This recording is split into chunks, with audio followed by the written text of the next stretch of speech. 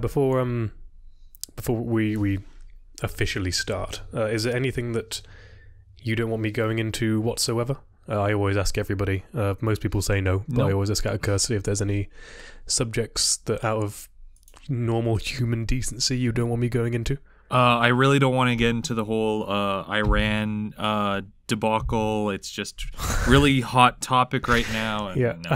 Yeah. Oh yeah, Bush. Oh, what was he playing at? God. Yeah, this is going to be just 2 hours of political talk. Oh yeah, but yeah, thank you for coming on to have a chat with me. Oh, not today. a problem. I very much appreciate it. I was, Thank you for picking me, because I'm just like looking at all the people that you like mentioned you talked to, and I'm like, why the fuck am I being talked to? No, you got some good stuff.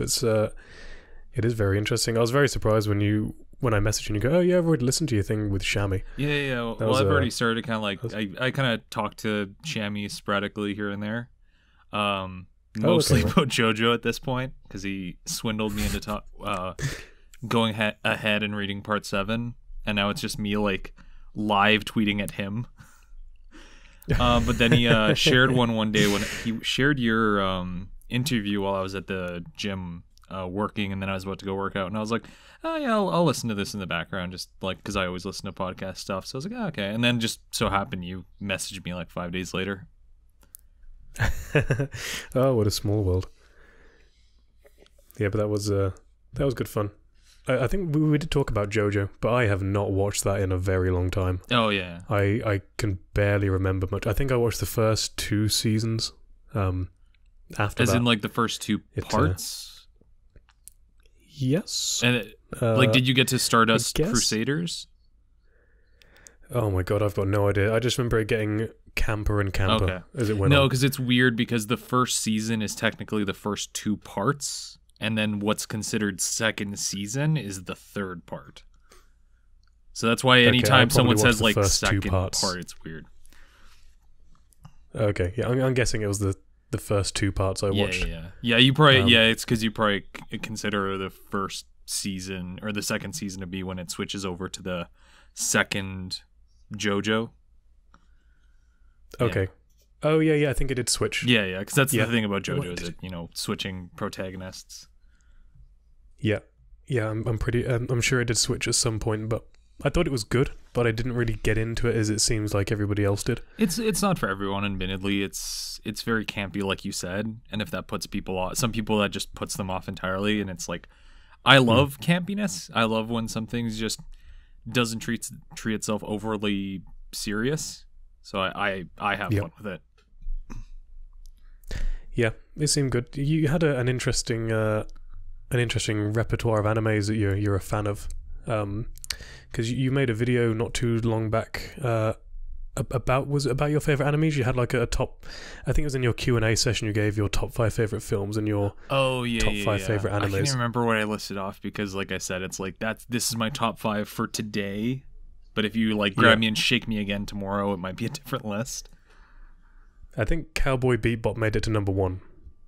Yes, but I think I deliberately was kind of playing around with that because One Piece was also not on the list because I was kind of baiting that for the end of the video because the Q&A was the lead up to my big One Piece thing. Yeah, that was the one that came out after. I think it was 7 months ago your questions, and then 6 months ago your One Piece. So straight after that the Q&A was deliberately like, oh, this One Piece video is taking a long time. I better do something. Let's make a Q&A video because that's what most people make Q&A videos for. Is like, oh shit, I need to like kind of put something out in the meantime. Yeah, something in the interim because you've had a rather, from what I can tell from YouTube now, it's been rather. Regular your uploads every month or so. Regular in that sense. Because most people are like, oh, put something out every week or every 2 weeks. And I'm like, I need an extra like week, and it's already like 3 weeks in. I'm like, shit. And I wanted the most recent thing to go up like a week before, and I just was looking at it and I was like stressing out, and I was just like so full of anxiety, and I'm just like, you know what? I'm just gonna take a few extra days, just sit on this and just kind of like allow myself to take the time. and that helped a lot because it was just a better end product, giving me my that time to percolate a little bit, I guess is the word, and just relax. Is this your Full Metal Alchemist video you're referring to? Yep. Because I was planning to get that done much sooner, but I mentioned it at the end of the video. It's so hard to be critical of something that you adore so much. Like if it's something new that you just recently consumed, it's a little bit easier. But when it's something that was like formative to your years, it's kind of hard to take yourself out of that.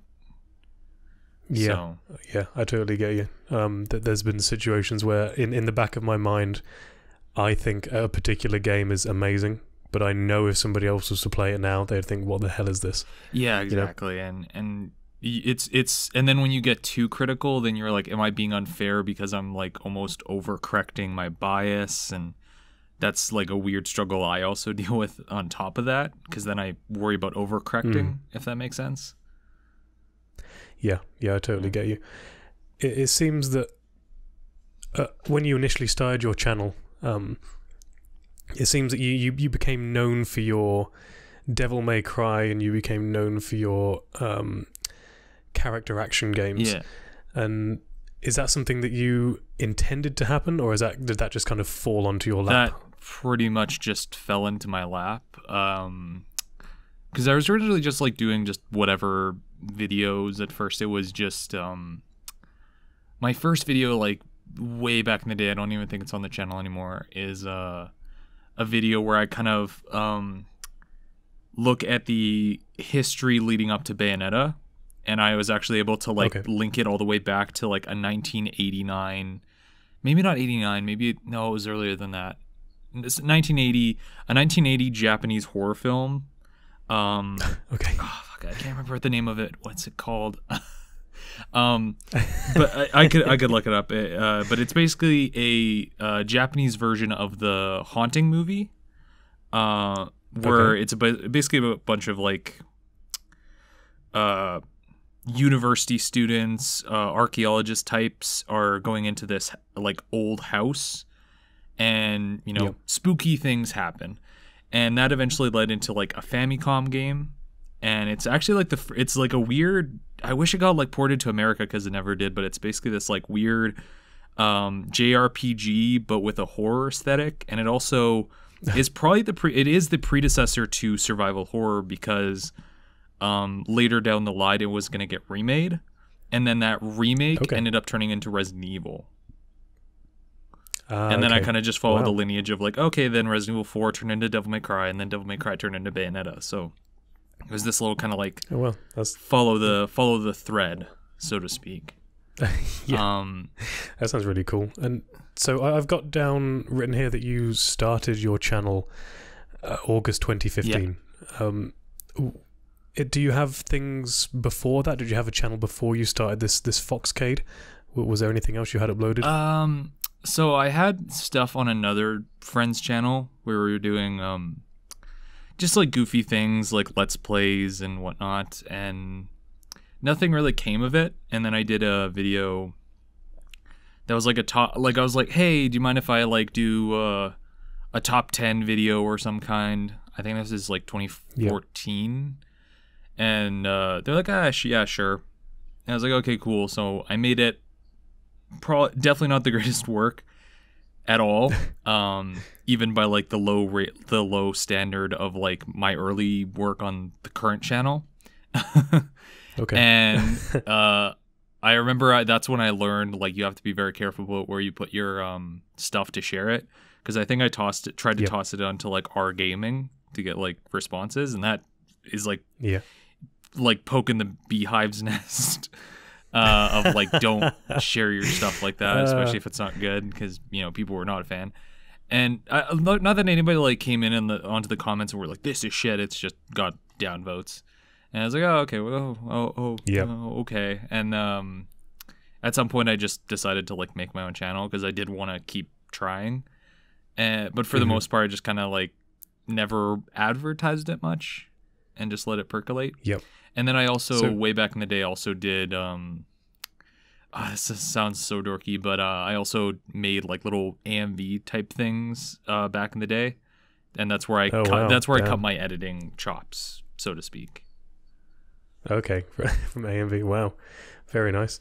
I know what you mean about the Reddit thing, because I have multiple times attempted to upload my videos to our games, hoping that maybe it'll get picked up. But it never does. Yeah. So it's like, okay, this is not the platform or the audience to be attempting to advertise this to. They're very particular. A little disheartening at first, but yeah, you kind of have to get a little bit lucky as well. I mean, if you're Super Bunny Hop or something, you're gonna get snapped up. But they have to be picked up quite luckily over there. Yeah. You also that's what I've also told people, is that like part of it's just like you said, getting lucky. The algorithm picks you up, someone finds it, someone brings it over to our game, like, hey, I found this cool little video, blah, blah, blah, blah. So it's always kind of luck of the draw at the end of the day. And did you ever notice an event like that happening to your channel, where something suddenly blew up? Was there a particular video that kind of got that going for you? The first thing that picked up the channel, because I remember way back in the day when I was still doing just kind of like reviews and the things with Bayonetta, and I did like a history of like Pokemon's rise to fame. The one that got picked up and I was actually like blown away was I did a video about Shovel Knight and Mighty Number 9. I was doing like kind of a comparison between the two, and that got picked up, and I was just like, I remember looking at my phone and I was just kind of like looking at the channel, and it was like suddenly at 10,000. I was like, what? And then it just kept rising, rising. And now it's kind of funny looking back on it, consider it comparatively, but looking at like my subscribers, and it would go up by like 11 in a day. It's like, whoa, what's happening? And or it would be like, I think one day it was like close to 50. I was like, oh my god, like, is this what blowing up is? And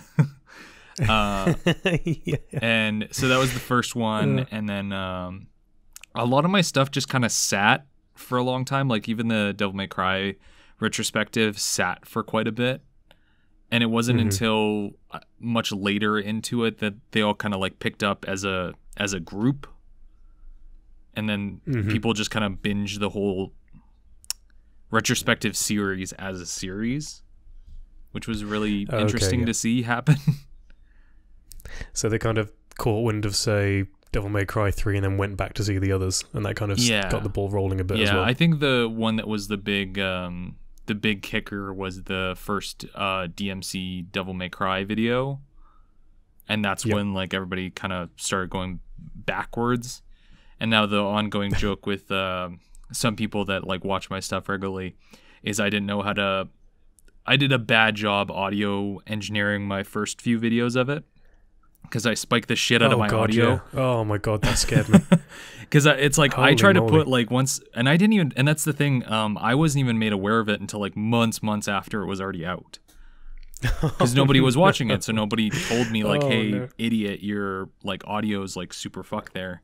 So it wasn't until I think I got to like Devil May Cry 3 that someone like made me privy to it, and I was like, oh shit, I fucked that up. Because I was just taking the audio, I just took the edit that I already did and just slapped it in, because I was like, oh yeah, this is whatever, just put it in there. So but now that I think now I can fix that on the old videos, now that I think the YouTube Creator Studio has like a beta where you can edit like pre-existing videos, so I can finally go in and remaster it. But because I don't want to remake the whole thing and put it out, because if I'm going to remake it, I might as well just do the whole thing.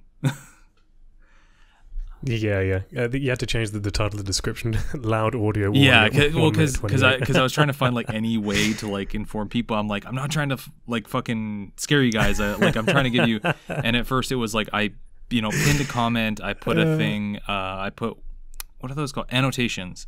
I put an annotation in, being like, hey guys, like just so you know, like the audio peaks like in about 5 seconds, just so you know. And then I can't remember who something. It's the channel that does the thing that's like something about Super Smash Bros. And something about, I can't remember what the channel's name is. They make a lot of really funny animated stuff, but they put in their titles loud loud audio warning, something to that degree, because they spike their audio quite a bit for, you know, jokes. And so I was like, oh, I'll do that, and then I'll just warn people like loud audio at blank time, just to be like, this is what you guys need. But now it's a running joke of people like, ha ha ha, that's like a meme of the channel. Yeah. Oh, I love how you did it twice. That's great. Oh man. And so you started your channel, this Foxcade one, about 3.5 years ago now. Yeah. It sounds about right. What have you noticed yourself developing as a content creator in any particular ways when you look back at the things you've done those many years ago? Have you noticed yourself growing?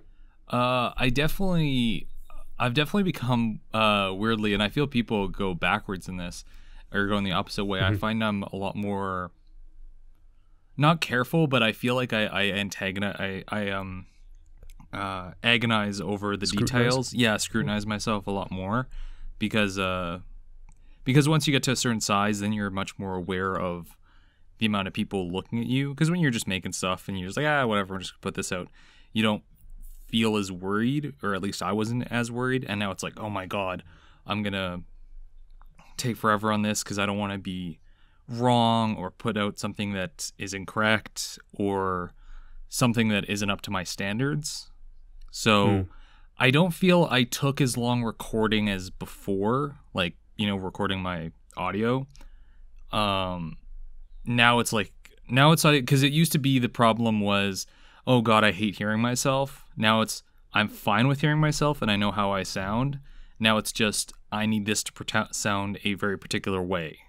And if the script isn't working for me and I have to re-edit it as I'm going, because that's also a thing I find I do a lot more now, is as I'm recording, I'm like, this sentence isn't working how I need it to, or this sounds awkward, so I'm going to, you know, rework it. So I'd say that's probably the biggest thing, is I'm much more meticulous about every part of the production. Yep. And what are your stages of production? So say you've had an idea, I would like to make a video comparing Mighty No. 9 to Shovel Knight. What are the stages you go through to get to the final product? Because I often find that content creators on YouTube, they sometimes have vastly different processes for the way they go about making their videos. So what's the way that you go about making your content? So firstly, it's usually, you know, I pick the topic, and then I'm playing through the games, typically it's games. If it's a show, then I, you know, watch it, and I'll just make little notes to myself. I kind of have like a note sheet of like, here's the things I kind of want to talk about, or here's things that I might find interesting. And then if I'm at work, because I have a job that, you know, takes up my time, but I also have a lot of free time. So either I edit there or, you know, do whatever I can't do at home. So obviously I can't record audio or play the games, blah, blah, blah. But I'll do research. So I also, during that time, I'll also be extensively researching the topic, and that also goes into the notes. So with, again, using my number 9 and Shovel Knight as an example, if I were to make that video now, it would be vastly different, because I would also be looking at the creators and like looking up interview notes and notes about the development history and, you know, so on and so forth. So I put all my notes together, and usually during my note-taking process, that's usually what I come to my conclusion and what I want the video to be about. Because very rarely am I just going, I'm going to review this thing. It's usually like, okay, what's the point of the video? What's the end goal? Because I don't want to be just another person just voicing, you know, why this is good. It's like, okay, what am I trying to get across with this? With like the One Piece video, it was about like the creation and like it was a lot about the creator and his passion. With Arakawa, with the One Piece or the Fullmetal Alchemist video, it was about like how things are adapted and how two vastly different things can be just as good, you know. So I usually know where my end point is, and often I'll write my conclusion and epilogue ending at the same time. Usually those are like already written and finished, and then it's just filling in the middle. And then that's where I'll start. And that's when I'll start like putting stuff from my notes and then just expanding them. And usually I have stuff segmented into chapters, if that makes sense. Just because it makes sure that everything's organized. Because then I don't have like a bunch of disjointed topics. It's like, this is where this goes, this is where this goes, this is where this goes. And I spend a lot of time making sure everything like flows nice and well. So I'm usually trying to like connect the threads. And then it's just, like I said, filling stuff out.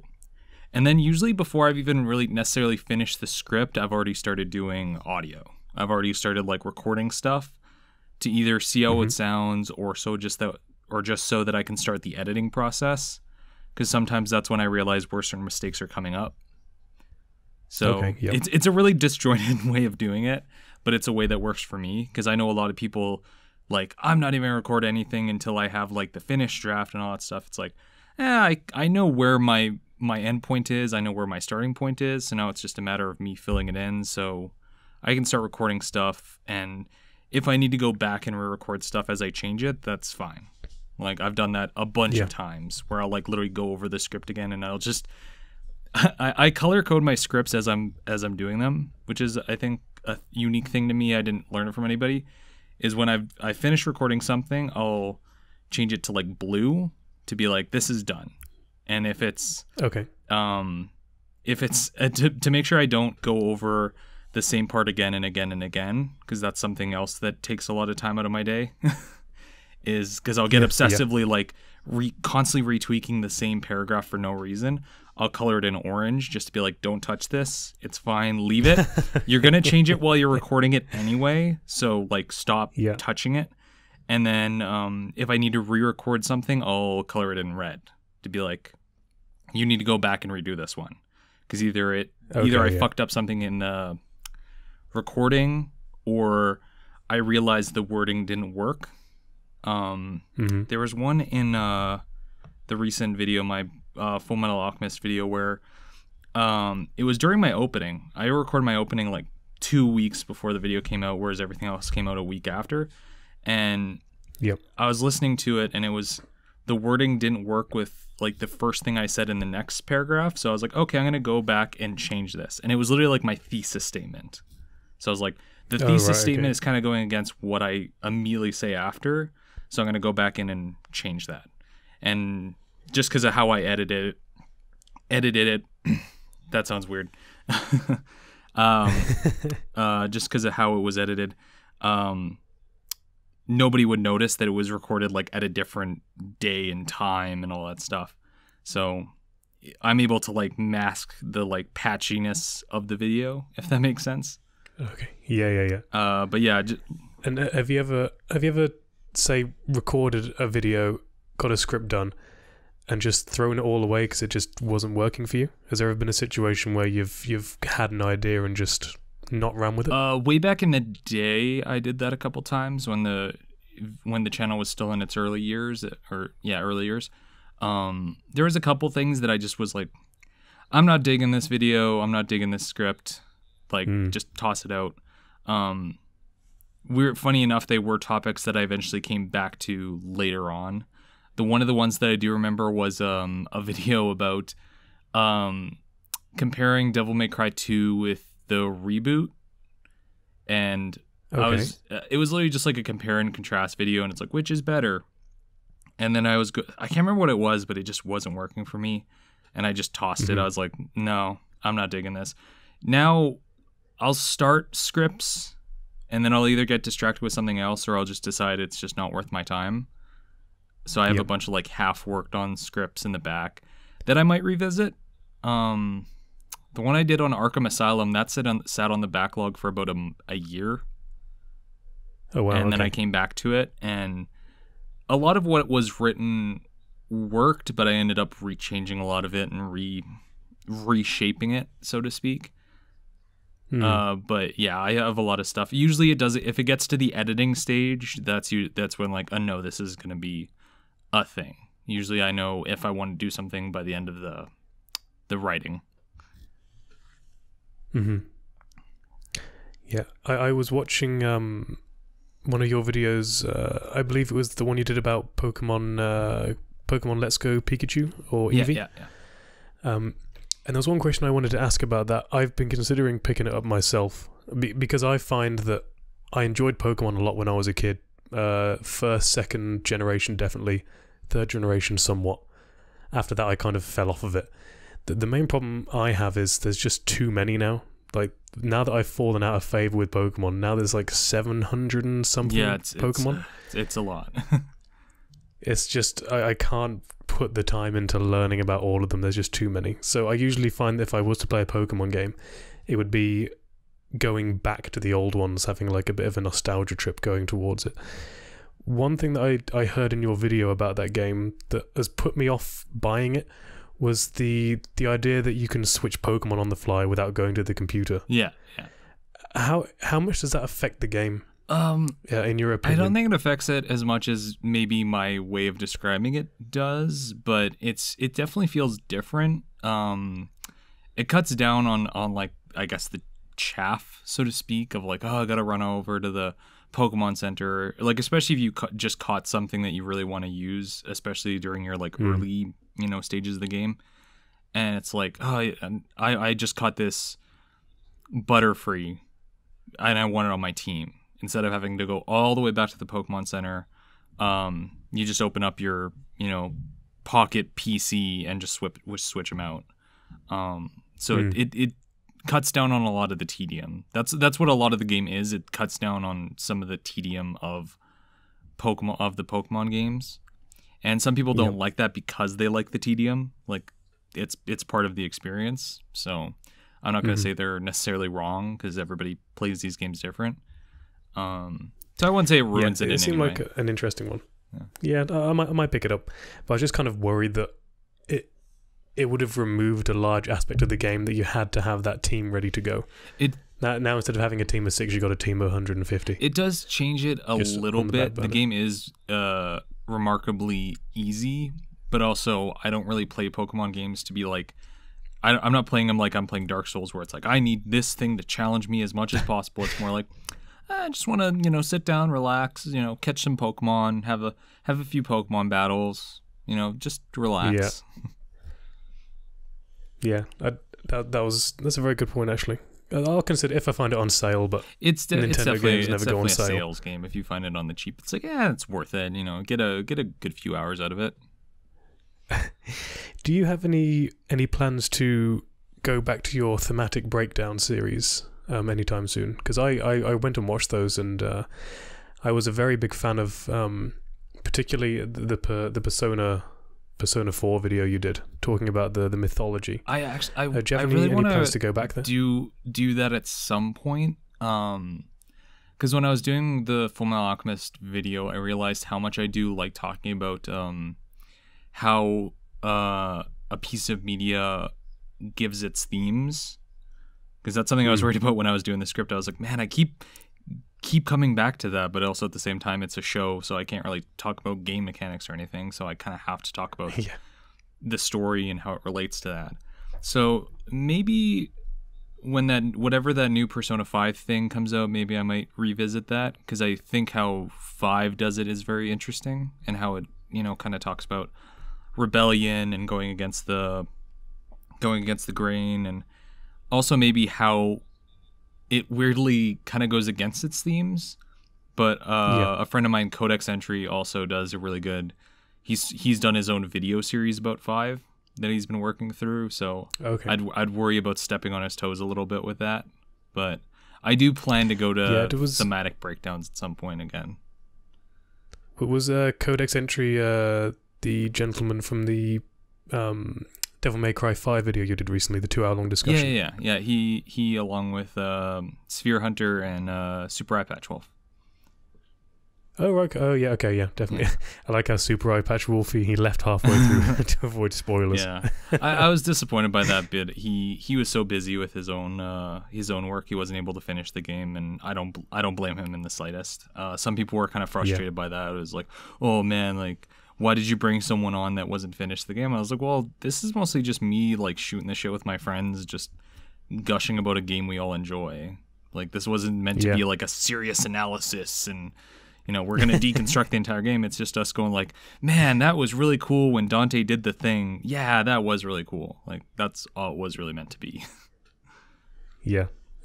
I'm definitely considering picking up Devil May Cry 5 if it becomes a good price. I don't know how long it will take for it to come down a little bit, you know? Probably about a year before it's really down there, unless you go to like, you know, your GameStops or what have you. Have you played any of the previous games?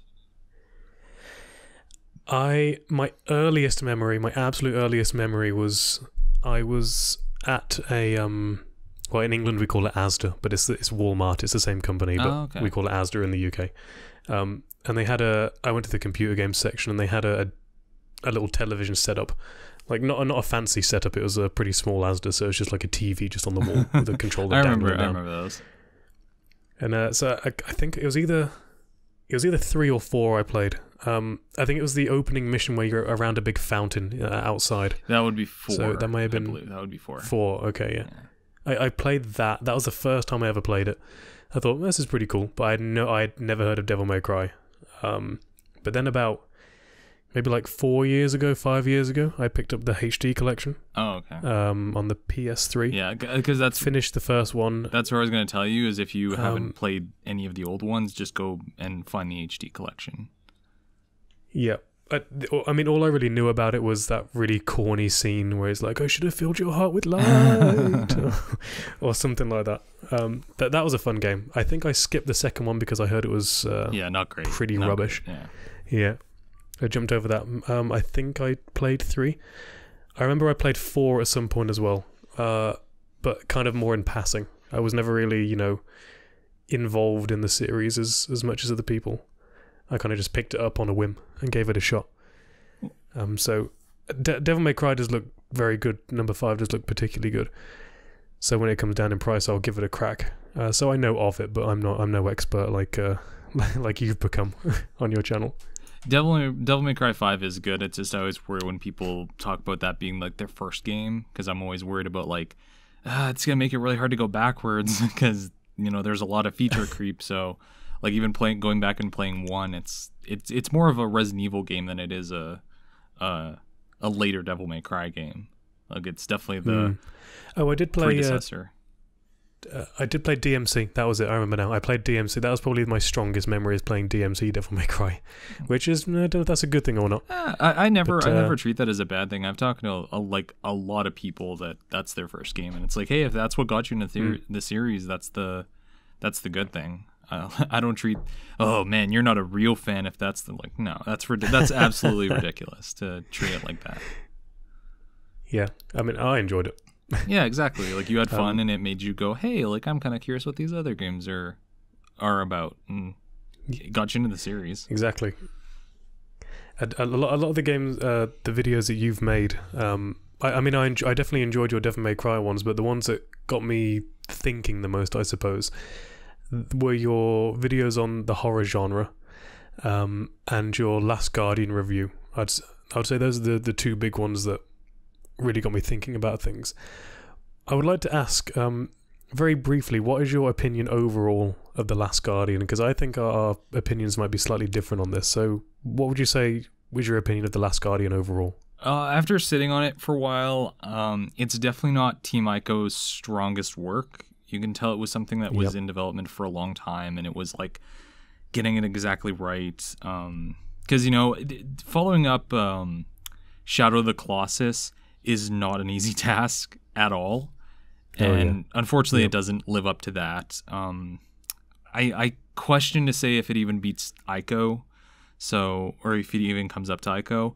I think there is some really interesting stuff in it, and I kind of like the story it's telling. It's a really nice story, but unfortunately, the one thing that hinders it the most, and people have like their own logical arguments for this, is that Toriko, the big dog bird creature, the last guardian, is it can be very tough to get it to do what you want, to like get it to move in the right way, and for it, because you need it to solve problems, to solve puzzles.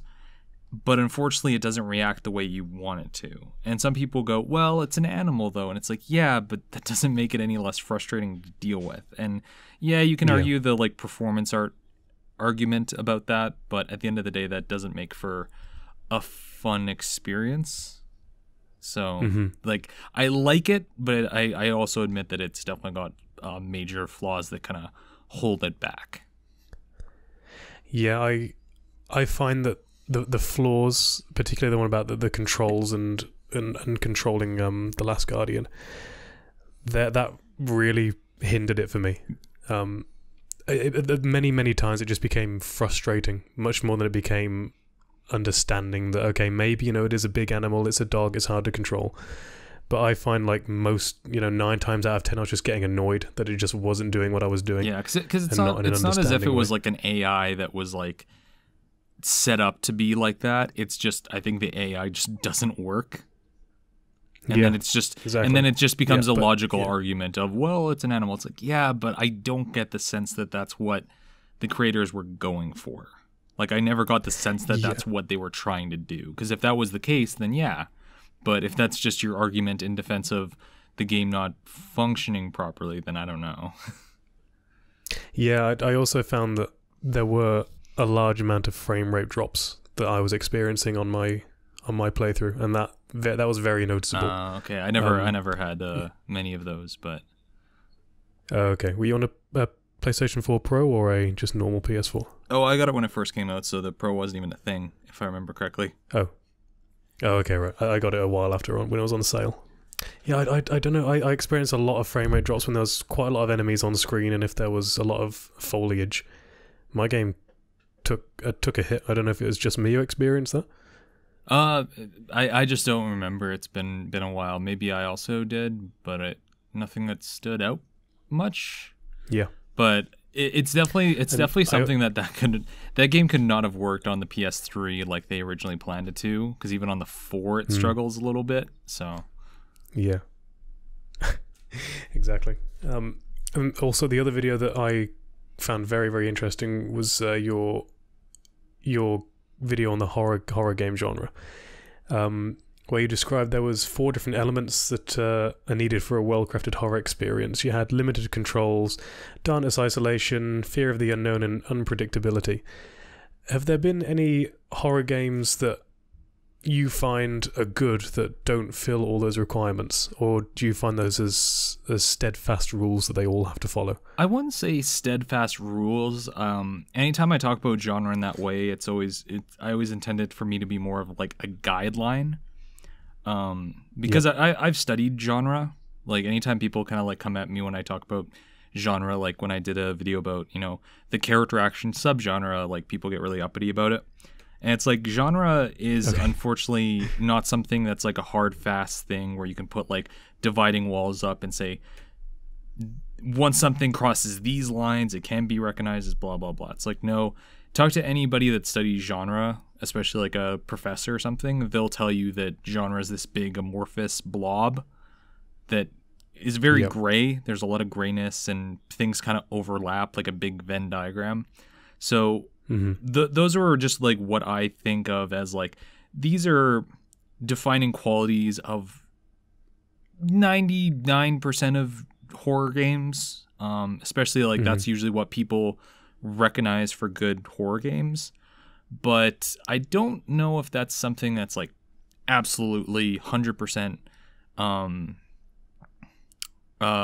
the golden rule, I guess, because I think of Bloodborne as a decent horror game. I wouldn't say your controls are limited in any way, in the same way that, Resident Evil or Silent Hill is. But I still think it has all the other elements needed, and I think that that's what makes it work. So, have you ever played Condemned: Criminal Origins? No, but I have heard of it, and I want to visit it. I know the Condemned series is really good because that's made by Monolith Soft, right? Yeah, exactly. Yeah. Well, the series number 1 was fantastic. I absolutely adore the first one. I think it's available on Steam. You may be able to find it on a disc somewhere for dirt cheap, but I had a disc version. I couldn't get it working on Windows 10. Oh, my laptop doesn't even have discs anymore, so. Oh, okay. Okay. Yeah, so go for Steam. I think it's 10 quid, like $15 maybe. That's not too bad. That was a very good one. The second one though is a console exclusive, so it's only on the 360 and PS3, and it kind of took a bit of a turn. It started getting weird near the end. Like it started entering realms it shouldn't have entered. It had its set piece moments in the first, say, half, 3/4 was really good, but definitely go for the first one if you're a fan of the horror genre. Okay, cool. I'll definitely check that out. I find just like the horror genre a very interesting thing because the developers have to do a lot of different things to engage with the player, whereas, you know, an action game, it's just make something that's fun and, you know, fun to play. But it's like with horror games, it's like you have to really like dig at like a player's emotions and like how did they react to something. And one that I'm really disappointed had issues recently was Devotion. I don't know if you heard Devotion. It was. It's made by I think the Chinese. Yes, Taiwanese. But they had issues with China because there's in the game they have a thing that's kind of taken a light jab at President Xing. I think they make like kind of like a Winnie the Pooh sort of joke. And it's literally like a piece of paper. It's like an Easter egg that you'd have to find. But I guess it was found out, and then it got review bombed by, you know, Chinese trolls and stuff like that. And then it got taken down. And unfortunately, their other game, Detention, also I think was having similar troubles. So they had to take their game off, I think, Steam across the world, like internationally, which sucks because it's a really good horror game. It's a really effective horror game. And I think it's probably the closest we've come to yet of getting what PT could have been. Like it has that same feeling. And it's really effective. It's really good. It's a shame. I wonder if it will come back. I've heard the developers are trying to get something working, but I also know they're kind of struggling with it. So, which is just it's just a bummer. It's sad hearing that that's the reason why they're in bad straits. Yeah, I used to live in China, so I know how careful you got to be with things like this. They will. You have to be very careful if you insult the Red Party, as it is. Oh yeah. It is a thing. But I'm googling it now to see what the actual picture was, and it just looks. It doesn't look like Winnie the Pooh at all. It's like a little ancient drawing or something with some weird symbolism. But I can't remember what it is, but I thought it was something with Winnie the Pooh. I know it was something at Xing. I'm pretty sure it was something directed at Xing specifically, but I can't remember the exact detailing of it. Okay. Oh, there's some Chinese characters around the side of the picture. I think it says Winnie the Pooh or something like that. Oh, it says Devotion Xi Jinping Winnie the Pooh moron. Okay. Okay, there it is.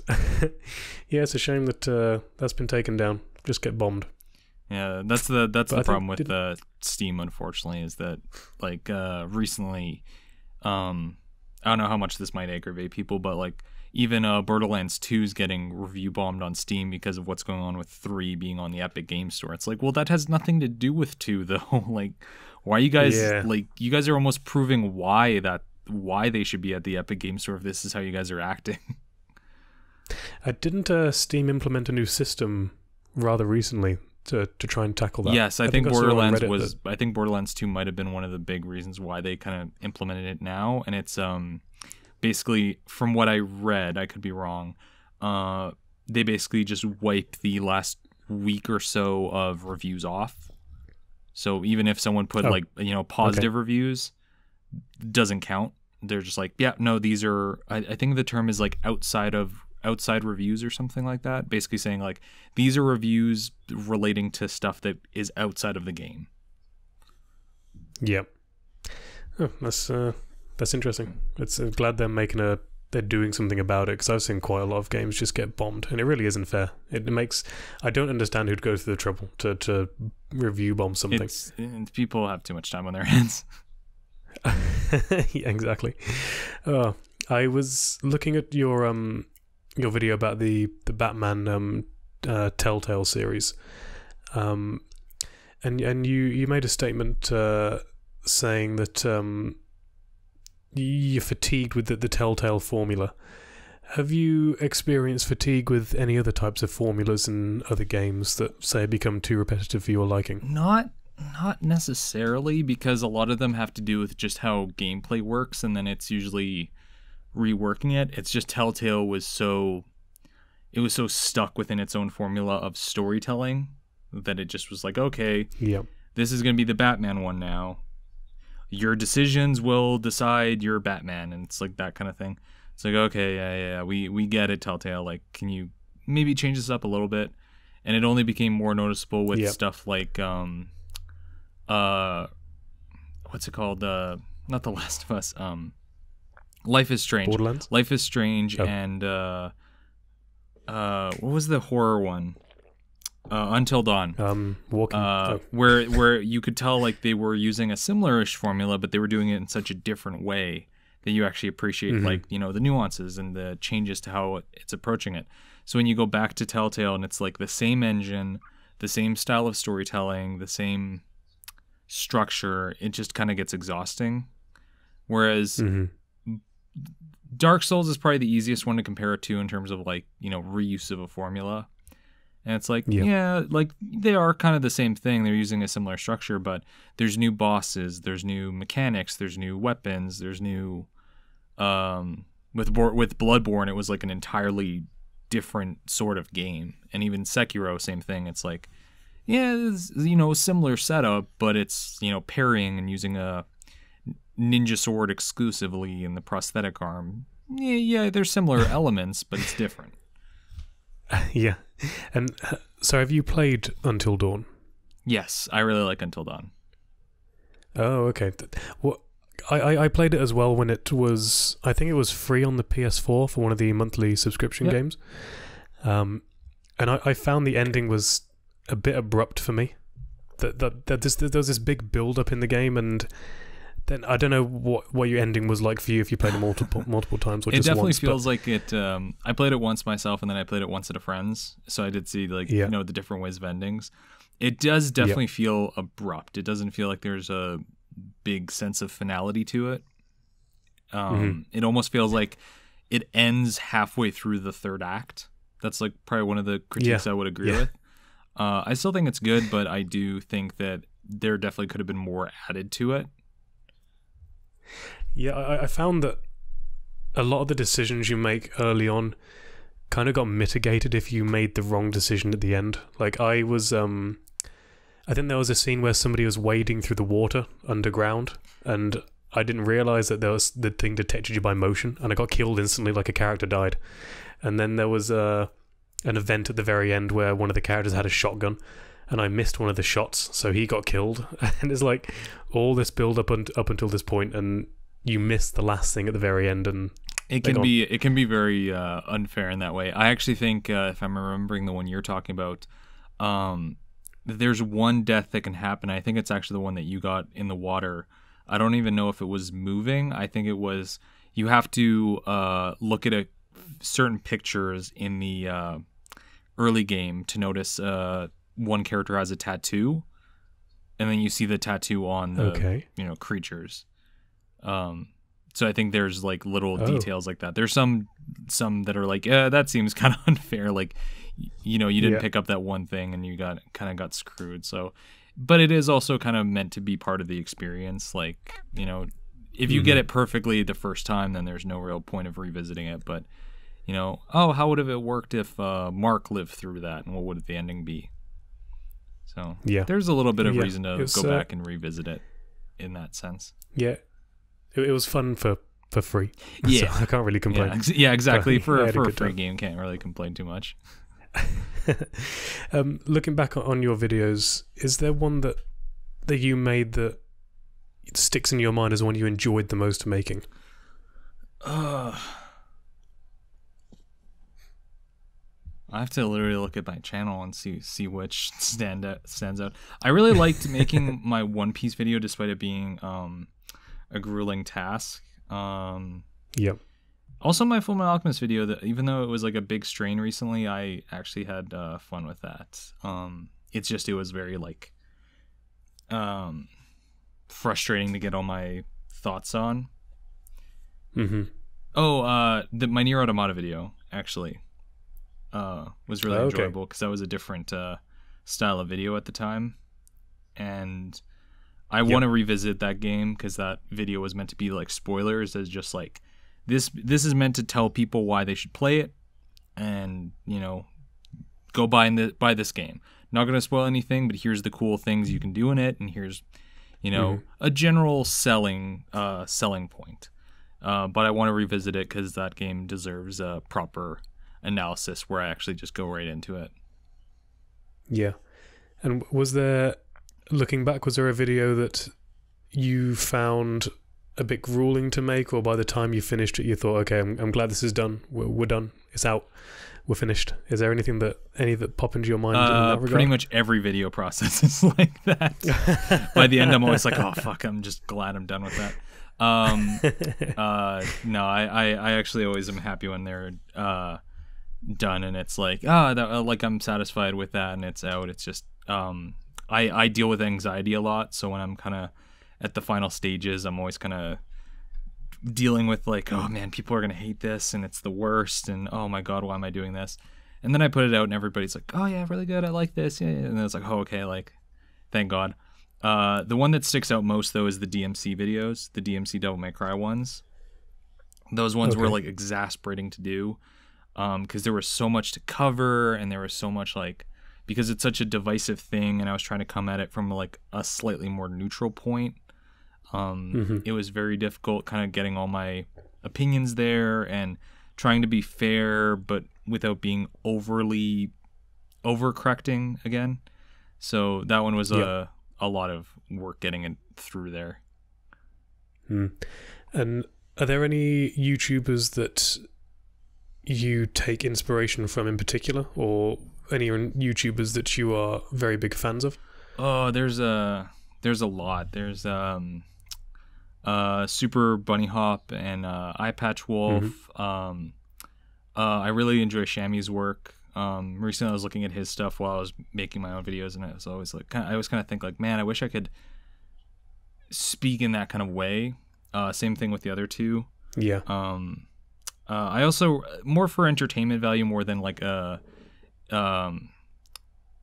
inspiration, I also really like the Best Friends before they broke up. Okay. And not really a YouTuber, but someone that I also really like, and I feel it's a weird person to bring up in this sense, is last week tonight with John Oliver. I don't know if you ever watch him.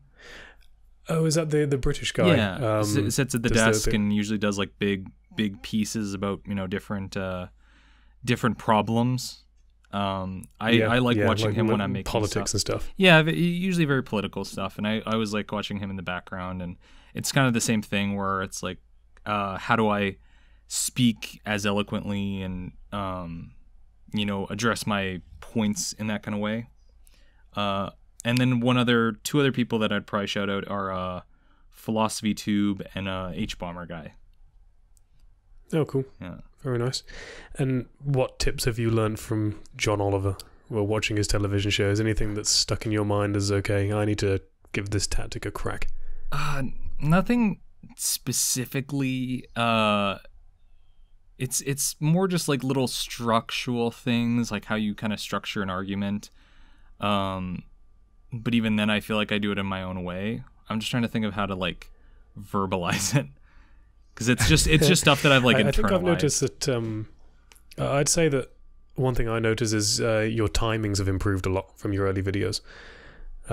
So the way you've so that the pauses and the spaces and the way the impact of your points is certainly improved from the early days.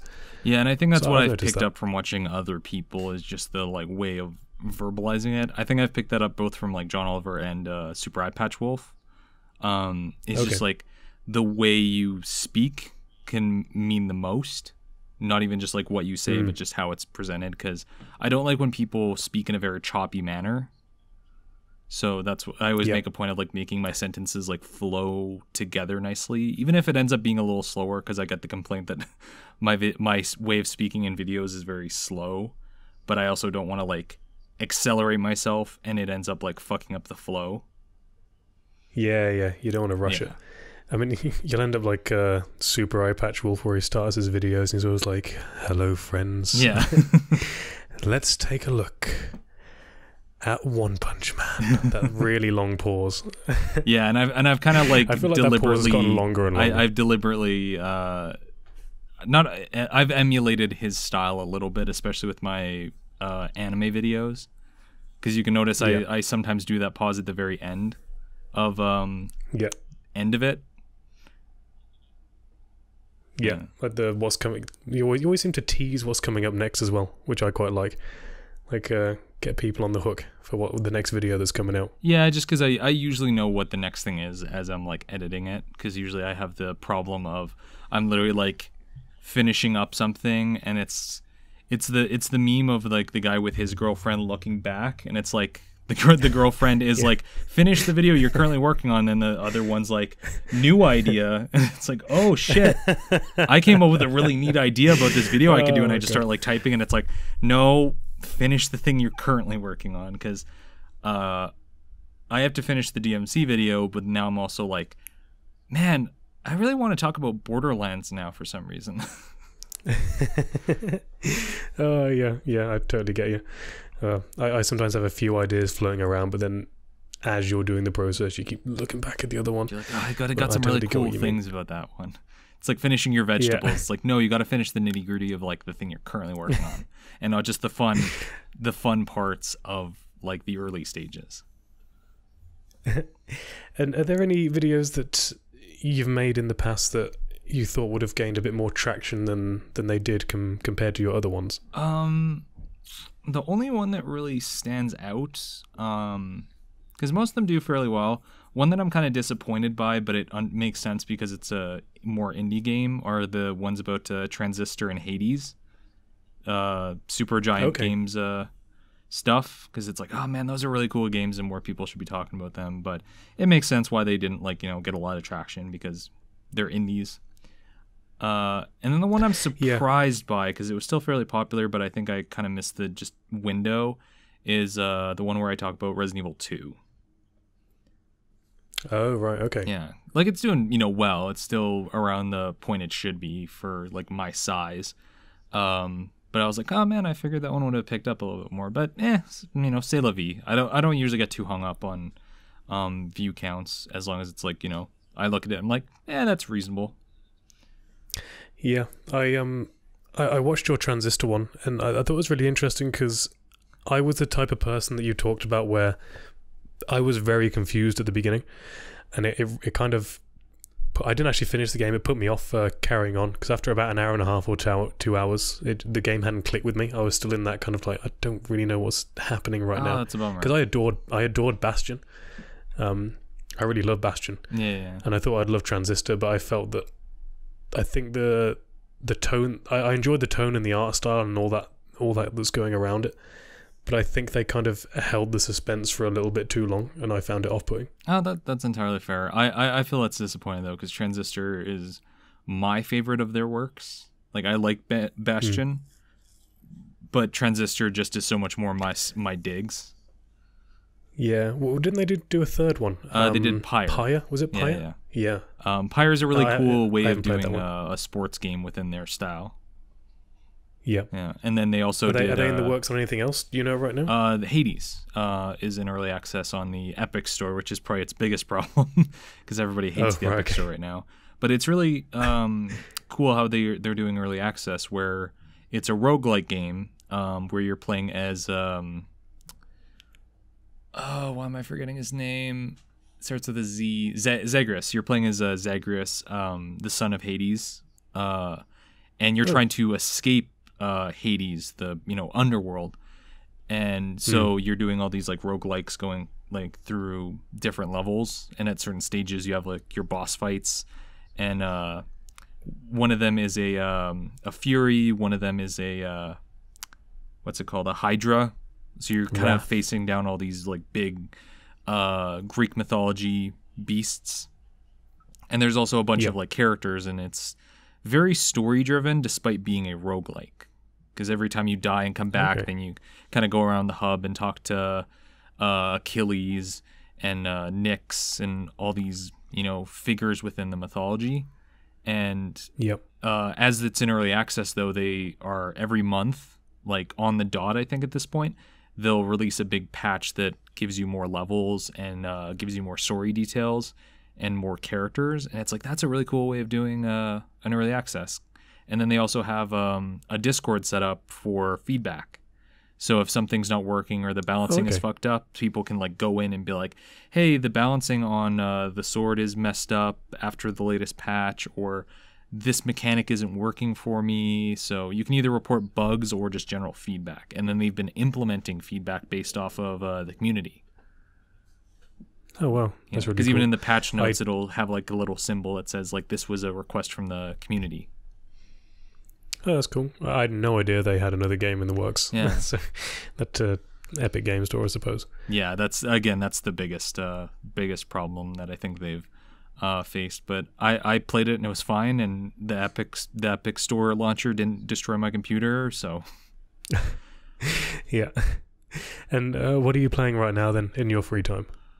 I always have like about 4 different things going on at the same time. Because Civ 6 is on the Switch, that's always on hand.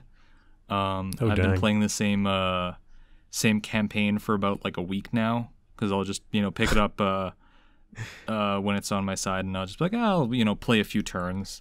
Unfortunately, because it's on the Switch, it struggles when there's like 20 or so cities and a bunch of units. Because now anytime I hit like the button to go like, oh, okay, this there's a few cities that are open for production, I'll hit the button and then it'll like pause for like a couple seconds, like, oh, okay, it's gotta figure out where it's going. Yep. But it's really fun, and I'm just like, yeah, that's a side thing. And then I've been playing through Sekiro slowly. Okay, how's that going? It's been really fun. It's a really enjoyable game. I get why people are having the discussion about its difficulty though, because it definitely is very teeth-grittingly frustrating at times when you're still trying to figure out what the game is asking of you, because it's very much, in comparison to the previous Souls types games, you have a lot more options. You have more weapon choices, more ways about going about it. You can even summon people, which you can in Sekiro. Whereas in Sekiro, it's like, you're going to do exactly what we want you to, or you're not going any further. Like, too bad. Like, there's only one way to deal with this, and that's how you have to do it. So it's kind of you trying to solve that problem. Some people probably figured out other ways, but for the most time, it does feel like the game is demanding you do what it wants. And it's like, that kind of feels a little bit more frustrating, a little bit more, you're locked in. But it's fun. It's beautiful landscapes. I love the Edo style period. Maybe that's wrong, but like the older Japan, because you have a lot of the sakura blossoms and the big trees with mountains behind them.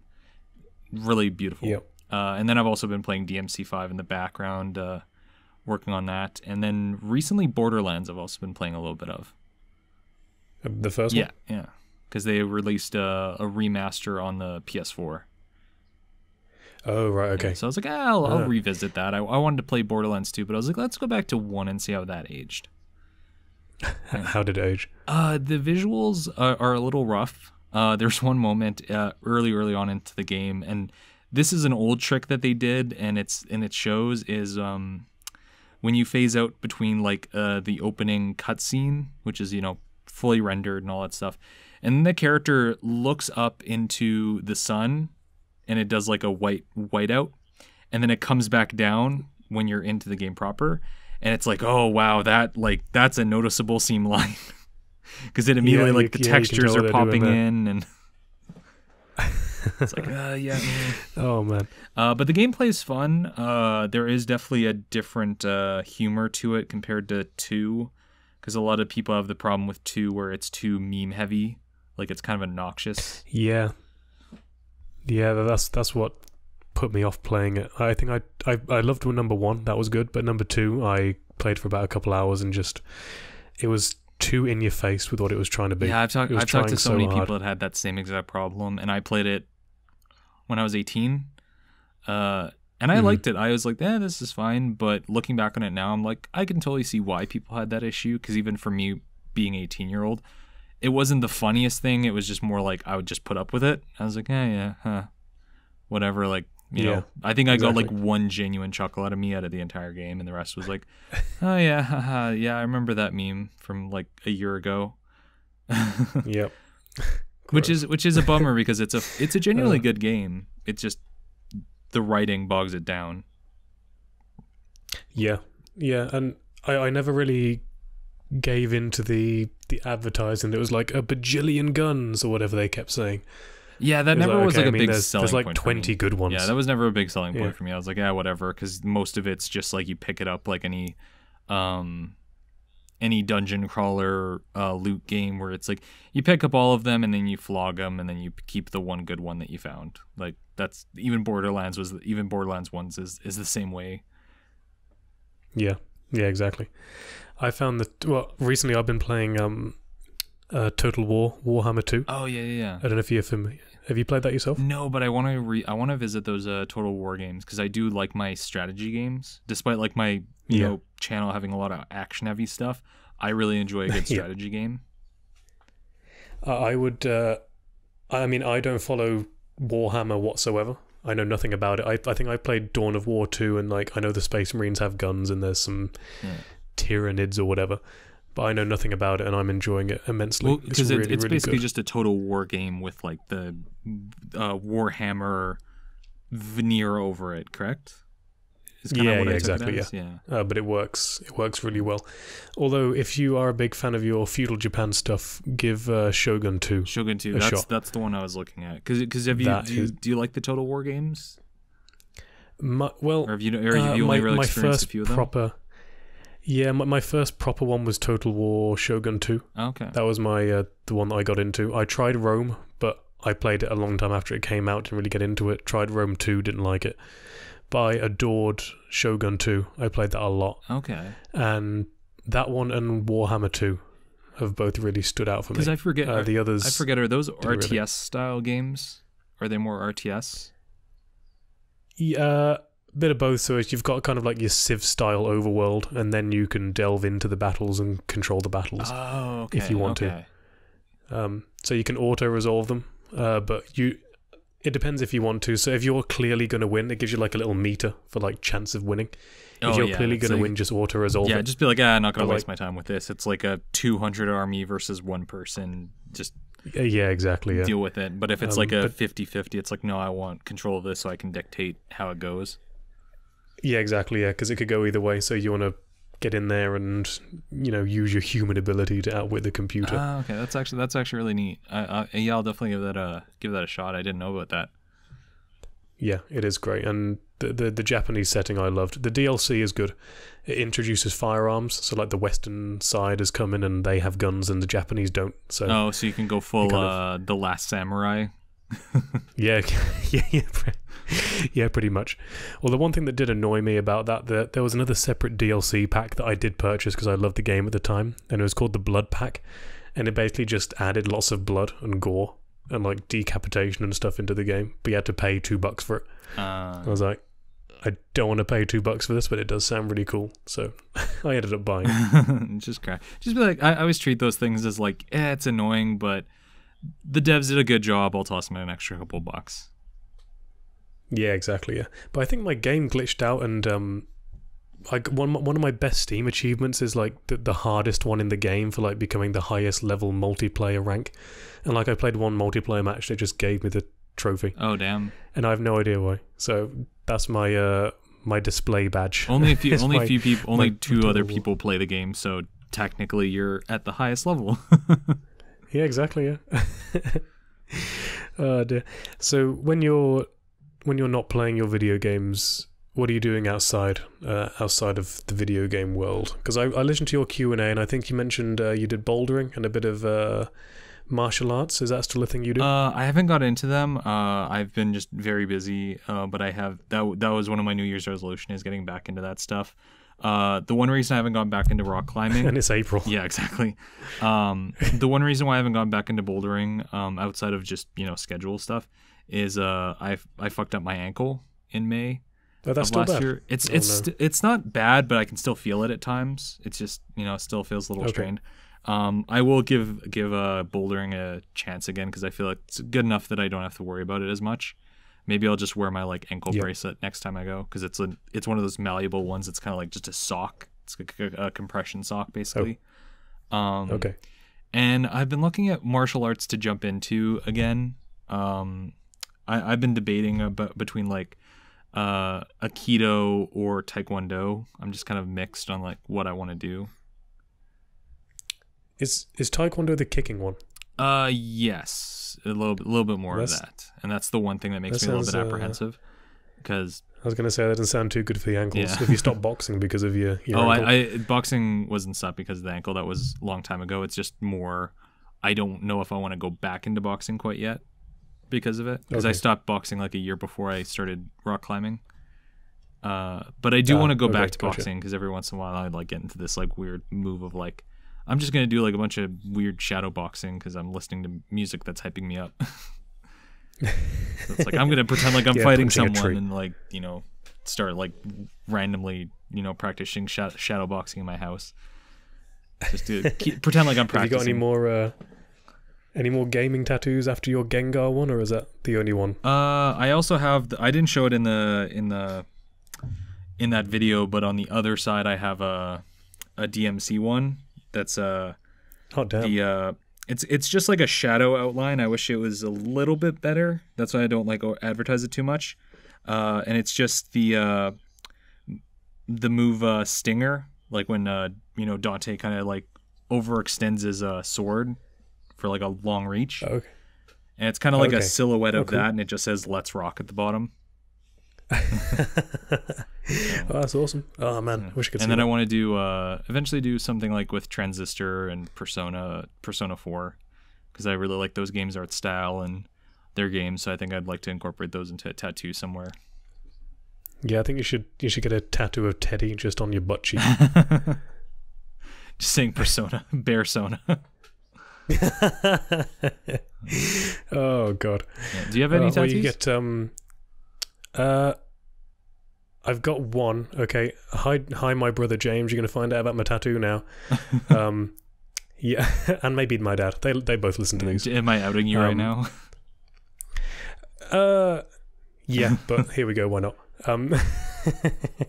I've got it's a medium smallish one on my thigh. Okay. It's Metal Gear Solid inspired. I'm not going to say it is a Metal Gear Solid one, but it's inspired. Have you played Metal Gear Solid? Yeah. Number 5? Yeah. You know D-Dog? Yeah. It's like a cartoon of a dog, or like a wolf that looks like him with the Grim Reaper, like playing a game. Oh, that's like neat. with bold colors. Yeah. So it's kind of like inspired-ish. It's just a bit of fun. I thought, yeah, I'll tick one off the bucket list or get a tattoo. And it's I was thinking of getting something serious, but then I thought life changes and things that were serious in the past may not be serious in the future. So I thought I'd get like a bit of a fun one. Yeah, I think anybody that takes like tattooing like overly serious, like it has to be super meaningful. It's like, you know, also it is permanent, but at the same time, it's like, you know, life isn't permanent. So not to sound overly dramatic. Yeah. So if you want one that's just a little bit of a fun and you like it and you still like it after you've thought about it, then yeah, why not? I have a friend that has one that's it's Ninja Turtles inspired, but it's Pokemon, where it's 4 Squirtles dressed up as the Ninja Turtles, and then a Pikachu dressed as Master Splinter, and he has that on his calf. Oh man, that's dope. And I think he has like a few tattoos, but I think that's one of his favorites because it's just really lighthearted and goofy. Yeah. It's all like this is my sister's birthday, and like she means a lot to me. It's like those are fine too, but I don't know. I think there can be a mix of both. Yeah, like your boyfriend's name spelt wrong somewhere, or like the symbol for strength in Japanese, but they use the wrong kanji. Oh, gross. I actually have one that's and I'm also kind of making fun of myself there because I do have similar tattoos to that, but none of them are spelt necessarily wrong. But I do have one that's spelled that says lone wolf, and I was in Japan, and it's on my bicep. So if I'm wearing a t-shirt, people can see it. And when I was in Japan, people would like kind of notice it and be like, "Oh, yeah, do you know what that says?" Because I think they just assume because I'm like a Westerner that I like don't know what the fuck I put there. And they're like, "Do you know what that says?" Yeah. And I was like, "Oh yeah, that says lone wolf." And they're like, "Yeah." And I was like, "Okay, cool." I was like thank God I got that right. Yeah, thank God. And they're like, do you know how that spells it? Like, did they know? They were asking me if I like know the structure. I was like, yeah, this line is 1, and then this symbol is basically pack. It denotes like a group. So 1 group means lone, and then this one's just wolf. And they're like, yeah, you got it. But one person noted that I think on the wolf kanji, I'm missing like a single stroke, like just a little tiny one. And they're like, okay, so this one's like, and they kind of thought it was just funny because it didn't like change it into something weird. It's just, missing the little dash. And I was like, oh, okay. It's basically like if you were missing like the dot on an I, like kind of sort of thing. Okay. So I was like, okay, thank God. I was like, pointed that out? Is that just one person? Yeah, only one person. Like, and that's what I mean. It's so like, unnoticeable that, only one person actually cued in on it. And I was like, okay, well, as long as it doesn't change it to like being like lone garbage or something like that, we're fine. Loner. Yeah, exactly. So.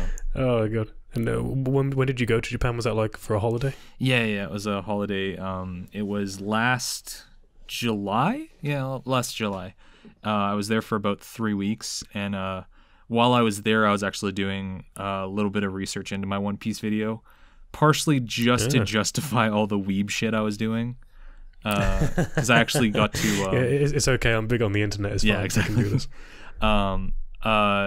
So yeah, I actually went to a specific prefecture in Japan that no other reason why I would go there, like literally no other reason, other than they have a full life recreation of the Thousand Sunny ship from the series that's actually a functioning boat. So it's like I paid like not 10 yen, but like basically the equivalent of like I think $10 for like a 30-minute ride around the pier. And what prefecture was that? Oh, I can't remember what it was. It starts with a G. I'd have to look it up, but I can't remember it off the top of my head. Okay, because I went to Japan myself as well. It's between it would be between like Kyoto and Tokyo on the harbor, like because I took the speed train there and then I just stopped off at some point. Okay, Jara maybe. I think it was Jara. It starts with a G. I got no idea. Gamagori, that's what it was. I was like, I think it's Gamagori. Right, okay. So it's right on the. That's really cool. Right on the coastline. That must have been expensive getting out from Calgary down to Japan. Not too bad. I think the tickets were like $1,500 something to that degree. I could be wrong about that. Okay, was that like fly to Vancouver? Actually, no. I got it straight over from Canada or from Calgary. Oh wow, direct. Damn. Yeah. Didn't know they would do it from Calgary. Yeah, most of the flights were stopovers in either Vancouver or I think some of them were California, like Los Angeles. Okay, yeah. It was either one or the other. But no, I got the straight 20-hour flight because it's still a long ass flight to get there. And what's your weather like in Calgary? Because I'm in Montreal right now, and winter is starting to end. Thank God. We've been done with winter for about a month, maybe a month and a bit. Oh my God. Calgary's weird because we get Chinooks. So we get like those hot winds coming off the mountain. Oh right, okay. And so like there'll be times where we'll have like summer in December, and then other years where it's like winter from October to April. So it's like the most unpredictable weather, how it's going to be. But we've actually had a very light winter, so to speak. Okay. Whereas I know, have you lived in Calgary all your life, or have you moved there? I moved here when I was 18 from Saskatchewan. For listeners that maybe don't know, Canadian geography, that'd be like coming from Minnesota or something like that from the Americas. Like basically just very flat, mostly just prairies, and very, very cold. Like that's. People in Calgary complain about it being cold. I used to live in an area that would be like -40s. Oh God. Yeah, that's pretty bad. I mean, here it gets to about. I think we got to -25 at some point at the coldest, maybe -30. But It's I mean, it's colder than England. England's just around 0 all the time. I was actually just about to ask you if you've always been in Montreal, then I realized, no, you're from the UK. No, I came over here about how long is it now? 7 or 8 months ago. Just I'm on a working holiday visa. So you're still kind of getting used to all the what's the French called there? But just Montreal French. Yeah, that I learned a bit of French in France. Oh yeah, that's only gonna do you so much. So yeah, I mean, when I get here and I'm just like, I just don't understand a lot of the things they say. They don't do the rolling of the R very much here. They go R. Yeah, it's a different type of French. That's what I always find funny, because Montreal French and Parisian French people don't get along. Yeah, I've got a few French friends here who are from France, and they kind of all stuck together. Yeah, because you're like, this is bullshit here. Yeah, God, but I've eaten so much poutine. Oh my God, it's really good, right? Oh yeah, I mean, you can't go wrong with chips, cheese, and gravy. Exactly. I've explained it to people, and they're like, "What are you talking about? Like, this sounds like the grossest thing." I'm like, "No, it's great." Yeah, trust me. And there's like different kinds of poutine you can make, and like if you're really like legit about it, it's not technically gravy; it's like gray sauce, and it's a different thing, and it has to be cheese curds. You can't just like toss on nacho cheese. Oh God, no. There's like some people get very particular about their like poutines and how it's made. I think they got the same thing here, but with bagels. Like there's a big bagel thing going on in Montreal, and you have to pick a side apparently. Yeah, I've heard about that. They're very up on their bagel stuff there lately. I don't know why. In one of when you did your Q&A session a bit back, that was, how long ago was that? About that was after I came back maybe? from Japan, so I want to say that was in August, I think. Okay, so around that time, you correct me if I'm wrong, but you said in the future you're looking to expand into different types of media. Yeah. Is there something you have in mind? Is that something that you've tried? I have wanted to. I always want to at some point do something with maybe the Nolan Batman films at some point. Okay. I don't know if they've been overly exhaustively analyzed. I know they've been talked about to death. But hey, people said the same thing about Fullmetal Alchemist, and I did that, so it's not like I listen to people at any point. Shows them what for, So those are an option. I did write a script back in the day, or I started a script talking about Black Mirror, I think when it was still in its third season. So it hadn't quite become a meme at that point yet. So I was like, oh man, I really want to talk about how it deals with horror, because I find it very interesting. And then at some point I just kind of fell off the script. I think I have it somewhere in my Google Drive it somewhere. So maybe at some point I might revisit that. I do want to talk about TV shows and movies at some point. I think movies is the only one I technically haven't covered, because I did do a thing about Stranger Things. I did do that thing about Stranger Things season 2. So I think movies are the only things that I haven't actually like really touched, or books. Books are also something I haven't really talked about.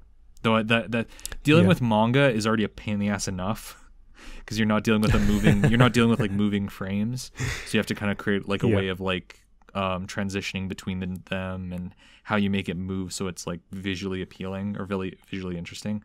I don't know how I would adapt a book into a video, so that's might be not something I touch. I think have you ever watched a YouTuber called Orange Lightning? Orange Lightning, huh? And they do books? He does games and movies, but I very much enjoy his videos about movies. So that might be something that'd be worth checking out. Okay, I'll definitely make a note of that. Orange Light, you said? Orange Lightning. Lightning, okay. Yeah, definitely. He's a good guy. Because I also like what's his movies called? Movies with Mikey, I think is what they're called. I thought you were gonna say your movie sucks. No. I can't take his like he makes fun videos when he does like Let's Watches with his friends. But in terms of like movie criticism, I never really can take him too seriously, because I find he gets a little bit too nitpicky for my taste. Not saying he's wrong, it's just it always kind of feels like it becomes more about nitpicks than it does become about like the overall medium. or the piece of I media know they're what you talking about. So that always kind of dissuades me personally. Yeah, I find that with his, that a lot of the films that he enjoys, I enjoy. So I kind of sometimes look past the nitpicky stuff because I might enjoy the film if I watch it. But there have been instances where he's kind of gone a bit too far into one particular aspect, and it brings the whole thing down. So yeah, I definitely understand what you talk about there. Yeah, because I feel I do have a similar taste to him, but yeah, it just feels like sometimes it's like, okay, this is gonna like not that I was thinking of him particularly, but when I was watching Us, the recent Jordan Peele movie, I was thinking in my head by the end, I was like, there's people online that are gonna get so caught up on this movie's like little nitpick things and miss the whole point. Like I think Adam wouldn't fall into that category. I think he would get the point, but I know things like Cinema Sins are gonna have just like a field day. Because the movie doesn't really like. I don't even get the sense it really cares that there's inconsistencies, because it's not what it's about. And some people might say that that's a bad movie, but I don't think that's the point. Because sometimes like the thematic messaging and the story it's telling is more important. Mm-hmm. So, and I've got one last question for you, sure, if you don't mind. So, looking back on your channel. It's very interesting to see kind of the evolution of how things panned out. So you started off with your gaming historia, you did a few reviews, you looked at your thematic breakdowns. Looking to the future, is there a particular direction that you want to take the channel in? Are there any other things you're looking to try out? Anything new? Definitely looking at like, different mediums and stuff. In that nature, like I said, doing maybe some stuff about movies and just mediums as a whole, because I think that understanding film genre and video game genres are two different things. So I've always wanted to kind of deep dive into that a little bit. The only other thing would maybe be just like quality. I've been wanting to start learning After Effects at some point, whether that's like taking an actual course or just learning about myself. Just taking up my production levels a notch up is definitely a goal I've had more than anything else. But I think I tend to take the channel like one day at a time. I don't have any like grand master plans, so to speak. Yeah. With After Effects, I'd say that, I mean, my knowledge of it is very limited. But one thing that I found quite interesting when I was trying to learn a few things was, okay, in my mind, I want to do this. I'll search for it on YouTube and see how it's done. That's typically how I learn everything. Yeah, just take it from there, and then you kind of build up a little knowledge base, don't you? And you kind of learn how things work. That's the way I've done it. But I don't know of any particular courses. I think there's a few universities here that have like the Adobe Suite programs that they kind of teach editing. Right. I wouldn't mind just taking a full like semester's worth of courses or something like that, or even just like a brief year course, just so I could have the certificate, so that when YouTube belly flops or something, I could go into a professional career and be like, hey, I have a certificate that says I know how to edit and render things. And then I actually have something, and not just be like, well, and it's like, well, what's your skill set? It's like, well, if you check my YouTube page, don't forget to like and subscribe. Yeah, I'm big on the internet. Check me out. Yeah, exactly. I wonder how far people can take that sometimes. Like, I don't think I could use that, but I feel there are people that actually could go like, whoa. Like, I feel like, what's his name? Captain Christian could 100%, if he's not already like professionally editing somewhere, he could definitely use he's got to be. That guy is absolutely amazing. Like, he's one of those channels absolutely that I can't watch for too long because I get so like self-conscious where I'm like, oh god, I can't do that. Or there are other like Philosophy Tube's another one where I'll watch and I'm like, oh my god, how does he do this? Yeah. So it's really great. I don't think Captain Christian's made a video in a while now, though. He has a big time gap between his video uploads. I remember him saying something about these. He had a few in the back pocket ready to go, but I don't know where those went. Okay. Because I think he like kind of left as soon as he came back recently. Yeah, he came back like 6 months ago. Yeah, because he was on a hiatus for a long time. Yeah. which is a shame because he makes like amazing stuff. Yeah. Did he ever explain why he disappeared for that? I don't think he 6 ever months? did. That's a shame. But he's gone again. I think looking at his videos, he made a Guillermo del Toro movie and a Disney movie and then disappeared. Yeah. After that long break. So, but he did say that he had like other projects coming soon. So I don't know if it's just stuff ended up taking, because it might be just life. Like that's the thing. You always want to just assume that it's just because other things took priority or they got very busy. It's always hard to really say. Because like even I always feel like the ones that take the longest are always the ones that end up the best. Not to shill them out, but like Shammy, for example, took like 8 months or something like that on that Overwatch versus Paladins video, because he got so caught up in all these like minute details. But it clearly shows that he took his time and effort on that video. God, Jerry takes a very long time. I know he goes. He's talking. I think I was talking to either Mandalore. I think I was talking to Mandalore, and he's like, "Yeah, I write a script. I just talk on my Audacity and then just piece it together." That's how he does videos. And then just comparing it to Shammy, it's like months and months of the tiniest nitpicking. It's just two completely different ways of doing it. Yeah, and then I feel I'm kind of like somewhere in the middle of that, where I'm the same way, where I like get very nitpicky about my details and just like how things are worded, and I'll also like triple check my sources to make sure that like I don't like fall for a fake news source when I'm like talking about like specific detail and what the creator said. Like I think that's what took so much out of me for the DMC video, because there's so many like complaints about the reboot and what the creator said and how he said it, and I had to like look up every source and be like, okay, I think people misinterpreted this out of context, or people said his Twitter was really bad, but I couldn't find anything about his Twitter. I spent like a day looking for anything and I couldn't. And I'm not going to take people at face value as saying like, well, he said he was going to punch someone. I was like, okay, I'm reading the like a paraphrasing of the tweet that he put out, and no, he didn't. So because a lot of people were telling me that, like, oh, he's saying he's going to like assault someone because he what was it? Someone was complaining to him about a bug in the demo, and I looked at it and I looked at what the tweet said, and it was something about like face palming so hard. And it's like, come on, guys, you know what face palming is. Like he's not gonna fucking Honda this person. He's fucking talking about like, you know, smacking yourself in the face, being like, oh my God, this is so stupid. Not saying that that's a great way to approach it from being a director taking criticism, but it's not physical violence. Like that's a next level. They do not equate. Yeah. So you've have you finished with your university studies now? Is that all done? Yeah. Essentially, assuming I don't go back for, like I said, doing editing stuff. Oh, okay. But for my communications and media studies degree, I am officially done for right now.